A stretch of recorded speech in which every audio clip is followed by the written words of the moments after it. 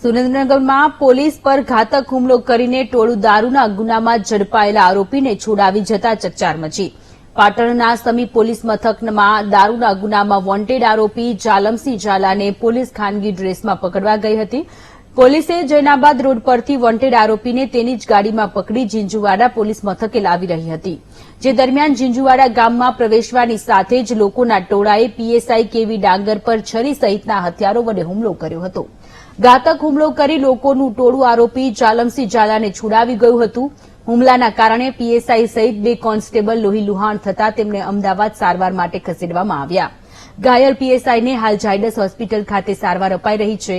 સમગ્ર ઘટનામાં આરોપી જાલમસિંહ ઝાલા અને જયપાલસિંહ ક્રેટા ગાડી લઈને નાસી છૂટવામાં સફળ થયા હતા. તો પોલીસ પર હુમલાની ઘટના સામે આવતા ઉચ્ચ પોલીસ અધિકારીઓ સહિત પોલીસ સ્ટાફ ઝીંઝુવાડા ગામે દોડી જતા ગામ પોલીસ છાવણીમાં ફેરવાયું હતું. જે અનુસંધાને આજ રોજ સવારના સમયે ઝીંઝુવાડા પોલીસ સ્ટેશનના પોલીસ સબ ઇન્સ્પેક્ટર શ્રી કેવી ડાંગર નાઓને માહિતી મળેલ કે આ કામનો નાસ્તો કરતો આરોપી જાલમસિંહ જે ઝીંઝુવાડા પોલીસ સ્ટેશનમાં ઘણા ગુનાઓની અંદર પકડાયેલો છે અને ખૂબ જ માથાભારે શખ્સ છે. તેના વિરુદ્ધમાં રાયોટિંગ થતા ધાડ જેવા ગુનાઓ પણ દાખલ થયેલા છે. તે જૈનાબાદ આગળ કોઈ જગ્યાએ ક્રિકેટ રમી રહે છે.